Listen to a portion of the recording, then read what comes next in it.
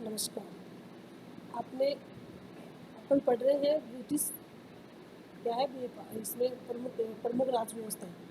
ठीक है, इसमें अपन ने पढ़ा था पीछे ब्रिटेन के संविधान की शक्तियाँ पढ़ी थी उसमें। तो क्या थी, सबसे पहले पढ़ी थी अपने राजमुक्त की शक्तियाँ, फिर राजमुक्त की न्यायिक शक्तियाँ, फिर धार्मिक शक्तियाँ, है ना, उससे उपाधि संबंधित सब शक्तियाँ। तो इत्यादि जो अपन ने क्या पढ़ी थी ब्रिटेन के संविधान में, किसकी शक्तियाँ पढ़ी थी, ये शासन के कार्य के संचालन के आवश्यक की शक्तियाँ पढ़ी थी। अब आज अपन पढ़ने के लिए जा रहे हैं वो क्या है कि मंत्रिपरिषद तथा मंत्रिमंडल में अंतर। मंत्रिमंडल का क्या महत्व है? मंत्रिमंडल संपूर्ण शासन व्यवस्था का क्या है, केंद्र है। मंत्रिमंडल संपूर्ण शासन जो होता है उसका क्या बताया गया है, केंद्र बताया गया है। वह वास्तविक कार्यपालिका है। राजमुकुट की शक्तियाँ औपचारिक है, ये राजा है। जैसे अपने यहाँ भारत में क्या है, राष्ट्रपति का जो है, राष्ट्रपति क्या है कि क्या है, औपचारिक शक्तियाँ हैं, लेकिन वास्तविक शक्ति किसके पास है, प्रधानमंत्री के पास है। ठीक है, इसी तरह से ब्रिटेन के संविधान में भी क्या बताया गया है कि राजमुकुट की जो शक्ति है वो क्या है, औपचारिक है, और वास्तव में उनका प्रयोग मंत्रिमंडल द्वारा ही होता है। मंत्रिमंडल के द्वारा ही होता है। वस्तुतः सम्राट में जो शक्तियाँ निहित है उन सब का प्रयोग मंत्रिमंडल द्वारा ही किया जाता है। ठीक है, लावेल ने मंत्रिमंडल को राजनीतिक भवन का आधारशिला कहा है। राजनीतिक क्या कहा है लावेल ने कि मंत्रिमंडल को राजनीतिक भवन का आधार कहा है। यानी मंत्रिमंडल है वो राजनीतिक जो व्यवस्थाएं हैं उनका एक भवन है, और वो मंत्रिमंडल के अंदर निहित होता है। ठीक है, मंत्री वह राज्य के जहाज को चलाने वाला पहिया है, जिसका चालक कौन होता है, प्रधानमंत्री होता है। यानी वास्तविक जो शक्तियाँ हैं, कहने का तात्पर्य यही है कि वास्तविक जो शक्ति है वो सम्राट के पास न होकर के किसके पास है, प्रधानमंत्री के पास है। वैसा ही अपन ने भारत में, अमेरिका में उनकी जो संविधान है उनमें भी हमने ऐसा ही पढ़ा है कि वहाँ पे क्या है, राष्ट्रपति क्या है, नाम मात्र की शक्ति है, और प्रधानमंत्री में सारा मंत्रिमंडल है वो निहित माना गया है। तो इसमें उसमें दोनों में अंतर क्या है? सबसे पहला क्या अंतर है, आकार में अंतर। क्या बताया गया है कि मंत्रिमंडल तथा मंत्रिमंडल में मंत्रिपरिषद तथा मंत्रिमंडल में उनकी जो रचना, उनकी जो कार्य दृष्टि है वो बहुत ही के अनुसार बताई गई है कि मंत्रिपरिषद एक बृहद संस्था होती है। बृहद मतलब बड़ी संस्था। तो क्या है मंत्रिपरिषद, परिषद क्या होता है, बड़ा होता है। तो मंत्रिपरिषद क्या होता है, एक बृहद संस्था है, यानी एक बड़ी संस्था है, जबकि मंत्रिमंडल उसकी अपेक्षा क्या है, एक छोटी संस्था है। इनमें दोनों में किस किस बात का अंतर है? सबसे पहले इसमें है आकार में अंतर, यानी कौन सा मंत्रिपरिषद का आकार क्या है और मंत्रिमंडल का आकार क्या है। तो मंत्रिपरिषद की बड़ी संस्था है। मंत्रिपरिषद आपने जो पढ़ा है वो क्या है, वृहद है, यानी उसकी जो संख्या है वो क्या है, संस्था क्या है, वो बड़ी है, और जिसमें क्या 50-60 सदस्य होते हैं। 50 से लेके 60 तक क्या होते हैं, उसमें सदस्य होते हैं। इनमें से मंत्री, राज्य मंत्री, सचिव आदि क्या होते हैं, उसमें सम्मिलित होते हैं। जबकि मंत्रिमंडल एक छोटी संस्था जिसमें कुछ विशिष्ट स्तर के व्यक्ति सम्मिलित होते हैं, जैसे प्रधानमंत्री इत्यादि। ठीक है, तो इसमें क्या है, आकार में अंतर बताया गया है कि आकार में मंत्रिपरिषद क्या है, बड़ा है, और मंत्रिमंडल क्या है, बड़ा है। ठीक है ना। तो दूसरा क्या, स्थिति में अंतर। स्थिति में अंतर क्या है कि मंत्रिमंडल एक महत्वपूर्ण संस्था है। मंत्रिमंडल एक महत्वपूर्ण संस्था है, शासन की नीति निर्धारण का कार्य यही करती है। ठीक है, आए दिन इनकी क्या होती है, बैठकें होती रहती हैं, और मंत्रिपरिषद की बैठक बहुत ही कम होती है। इसका कार्य प्रशासनिक के द्वारा ही होता है। ठीक है, अगला क्या है, वेतन में अंतर।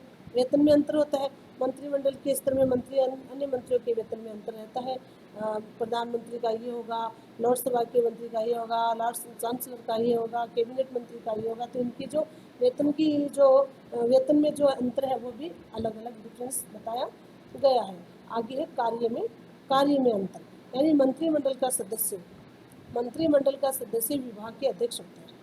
मंत्रिमंडल का जो सदस्य होता है वो हर विभागों का क्या होता है, अध्यक्ष होता है। मंत्रिपरिषद के सदस्य उनके अधीनस्थ सहायता करने के लिए होते हैं। मंत्रिपरिषद क्या है, उनकी सहायता के लिए वो होते हैं।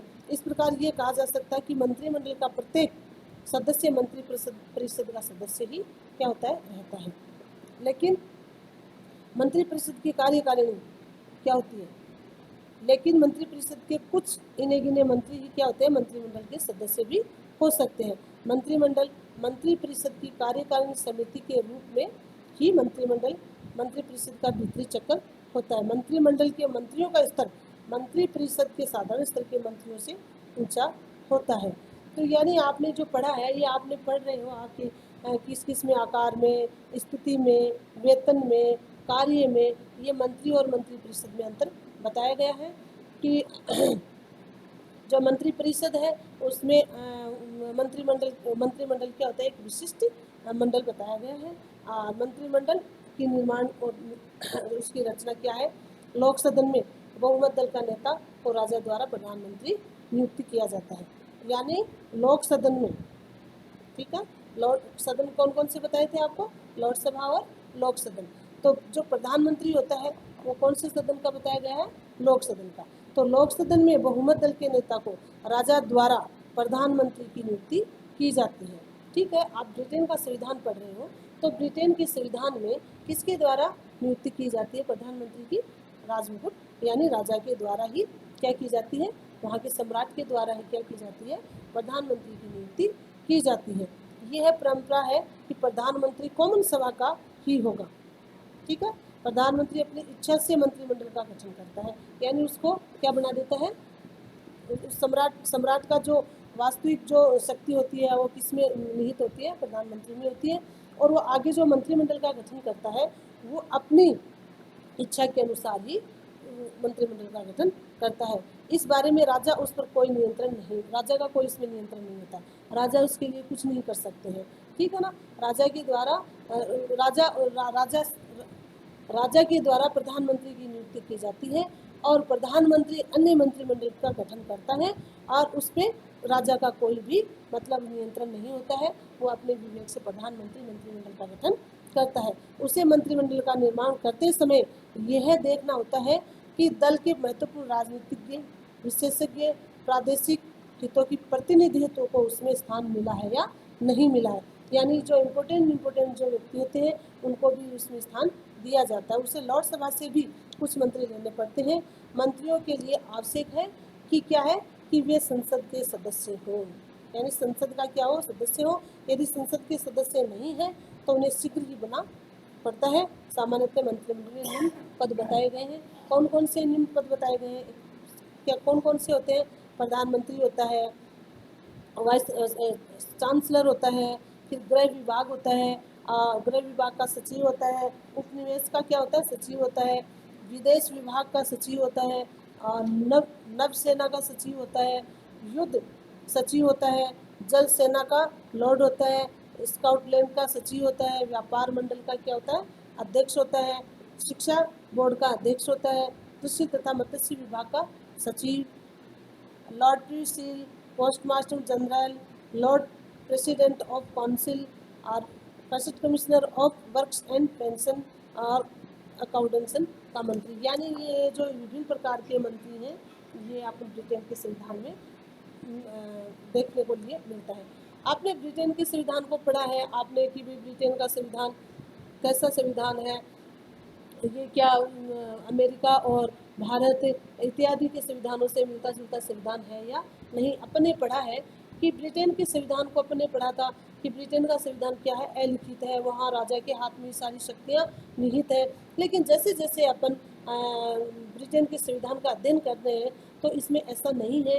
राजा क्या है, एक नामात्र की संस्था है और राजा के द्वारा प्रधानमंत्री की नियुक्ति की जाती है, जिसके द्वारा यानी राजा संपूर्ण शक्तियों का क्या करता है, राजा प्रधानमंत्री को नियुक्त करता है और प्रधानमंत्री मंत्रिमंडल का गठन करके संपूर्ण अपनी शक्ति का क्या करता है, वो अपनी शक्तियों का पालन करता है। तो अपने वो उसमें पढ़ा है तो ऐसा नहीं है। जब अपन अंदर पढ़ाई कर रहे हैं इसमें तो प्रमुख राज्य व्यवस्था के अंदर जो देख रहे हैं तो इसमें अलिखित संविधान है।